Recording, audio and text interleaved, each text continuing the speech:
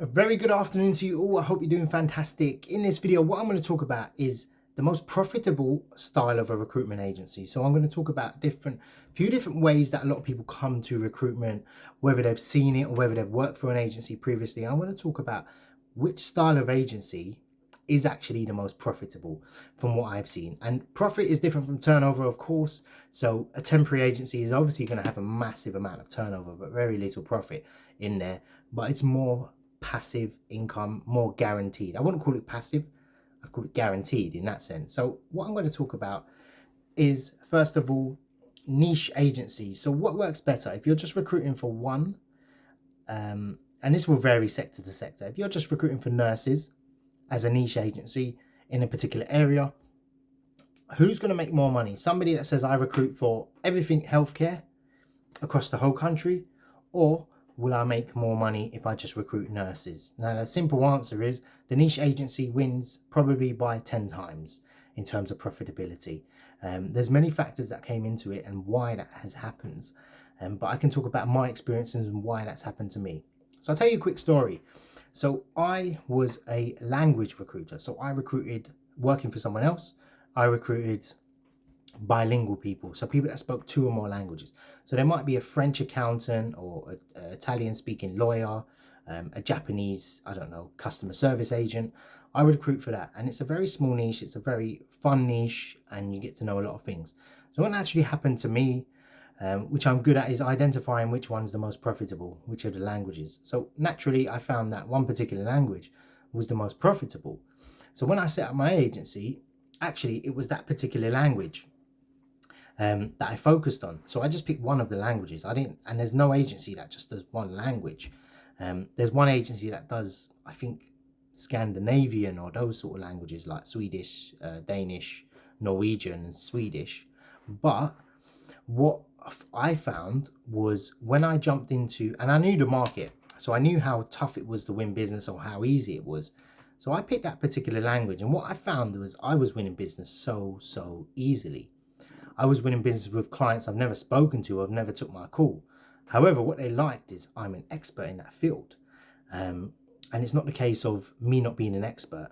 So if you're a healthcare agency or you're a finance agency and you're just emailing everyone, you've got no value proposition. You've got nothing to offer clients without them knowing you or knowing how good you are. You're just like everyone else. You're not an expert. Another example would be, how can I put it? You want to go to a doctor. Do you go to your GP, or you've got a problem with your ear? Would you rather go to a GP that sees everyone and sees any patient and knows kind of little bits of here and there? Would you rather go to an ear specialist? I don't know what they're called, by the way, but an ear specialist. Would you rather go to them? And that's what's the key there. Another example, I mean, you probably get the point, but another example is you're getting some building work done and you're using a particular type of marble. Would you rather get someone in that just does worktops, or would you get someone in that does a particular marble, and he's got the specialist tools and he knows the market and he knows where to source from, and if it's a good quality whatever? That's the type of thing you want to be. It goes without saying, and people make the mistake of saying, I want to start an agency, and I get the reasoning behind it, because you don't know if you pick that particular niche, if it's even going to be good. So if you start recruiting for research nurses for pharmaceutical companies and you don't get any traction, you have to start again. I get it. But what you should be doing is doing some market research beforehand. You should really know what you're going into. Either watching my videos can give you a good indication of what works well. Yeah. Cold calling, sending out emails, and then rebranding once you get some clients. In fact, let the market tell you and then rebrand under that within the first week. So if you say I recruit nurses, and then you're suddenly seeing, hold on a minute, in that particular area for that particular type of nurse, I'm getting a lot of traction. Yeah. So I'm just going to specialize in that. People do it backwards. That's how I actually done it. It was only till naturally I said, hold on a minute, I'm making 80% of my revenue from this language. I'm going to recruit for this language. Yeah. And till this day, I think one person tried to copy me and they couldn't pull it off. But still to this day, there's no agency with that. And I'm telling you, that's £250,000 desk part-time. recruiting for that. And if you've done any other language, so let's say you speak French, and I'm not trying to sell you to start a language agency, but if you speak French, you've got an advantage over me, yeah, or any other language. If you speak Italian, German, Spanish, whatever, you've got an advantage. You've got a selling point to clients. If you are a nurse, you've got a selling point. You differentiate yourself from other agencies. So sit back, look at your agency and say, am I like everyone else? Forget your skill and what you've done in the past, yeah? Look at your agency and say, I'm just a finance agency. What am I offering that's different? Yeah, you might be cheaper. Believe me, there's someone in India that's cheaper.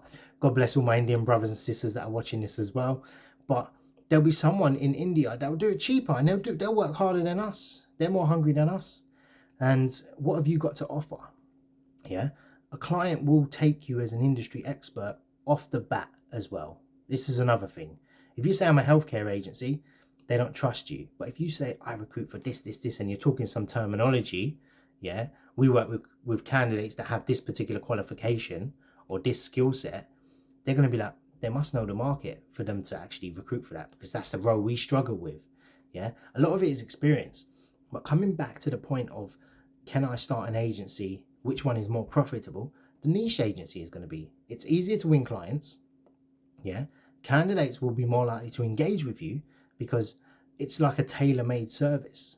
Yeah, imagine someone said to me, like I was looking for a job, for example, and someone came to me. This is going to sound really big-headed, but someone came to me and said, I recruit for recruiters, so they're called rec to recs. Yeah, I would say, you're like everyone else, like. But if someone come to me and said, I recruit specifically for people that earn this much of money, yeah, or this, someone with more than 5 years experience, that's a niche agency. Yeah, if you recruit for teachers, you recruit science teachers. There's thousands of vacancies for science teachers. Recruit for that. Don't just be an education agency. Yeah, recruit for something specific. Yeah, I recruit year 11 teachers. Yeah, and it might be, that's actually not too broad, but you could, if you're in a particular area, then you're going to struggle. But what will naturally happen is, if you're recruiting teachers in Leeds or small town Brighton, within a few months you're going to know every single teacher there. Yeah, to the point where your memory comes into play, or your CRM, and you start to think, who did I speak to last month? Let me ring them back. They weren't looking. I've got this role. This is what for you. Bang. You've got an exclusive candidate that wasn't looking because of your memory, your time. Gone are the days we can stick an advert out and then people come in. This is what they pay big money for. And this is what they pay consistent income from. So if you are looking to start a recruitment agency, regardless of what you're looking at, in order to make profit and make your life easier, please set up a niche agency. I specialize in teaching people. I used to say, I help people set recruitment agencies up. I don't. I help people set up niche agencies that are profitable, rather than an agency that's just, recruiting for construction. Yeah, you need to be specific, either location, yeah, for construction, that's a niche in a way, or something that sets you apart. So go back, look at your agency and say, what am I offering differently? Not your brand or what you do, or because you say you put people first or anything like that. Yeah, don't look at it like that. Don't think of it as, we send an extra bit of paperwork along with their CV. That's not different. How you're different is when you're an expert in the field. There's a difference between an experienced recruiter getting on the phone with a prospect or prospective client, talking to them. A client will smell if you haven't got experience. Yeah, if your website looks new, your company registered last week, believe me, some clients look this stuff up. So when they talk to you, they're going to ask you, how long have you been doing this? Who have you worked with? Yeah, but if you're a niche agency, they're not going to ask that, because they know their niche. No one sets up niche agencies that don't know what they're doing. So if you've got an issue of, I don't know what I'm doing, I might look wrong, I might get asked this question. No one's, the apprehension of a client, and put yourself in the client's shoes or prospect shoes. You get 5 emails from 5 agencies that say they're a healthcare agency and they can recruit for that particular nurse you're looking for. Are you going to talk to them, or are you going to talk to the 6th email that says I recruit only nurses? you're going to talk to them, because you're going to be like, oh, he's going to know if there's someone out there, or she's going to know if there's someone out there, because that's all he does. Yeah. So the smaller the niche, and don't be afraid. Don't think, oh, there's only 20 jobs out there, or as long as it's not, use your brain, as long as it's not too obscure. Like, you know, I recruit for nurses that, I don't know, let's say lawyers that, oh God, I can't think of something for once. As long as it's not obscure, like a kebab shop delivery driver, and that's probably the worst example, but something obscure like that wouldn't be. You're better off just doing drivers in a particular location, but don't recruit for drivers. And yeah, so profitable agencies, 10 times more profitable if you set up a niche agency. Your life will become easier and you'll enjoy it more. And people pay for experts. They don't pay for general agencies. Yeah. If you're someone saying to you, we've got agencies working at 8%, that means they take on general agencies and get nowhere. Yeah. Learn your market fast, become an expert in your field, and you'll do very, very well. Yeah. So I hope this video helps. It's probably the worst video I've ever made. I said it every video, but it's probably one of the most valuable, and I hope you take some value away from it. And it's something for me to learn as well as I go, rather than setting up and trying to dominate a sector. It's for everyone to sort of sit back and say, can we give our clients a better service? Can we learn our candidate market better and pass on some information to our client as to how the job market is looking, and take it from there? So I hope you enjoyed this video. Any questions, please let me know. I look forward to hearing from you, and take care.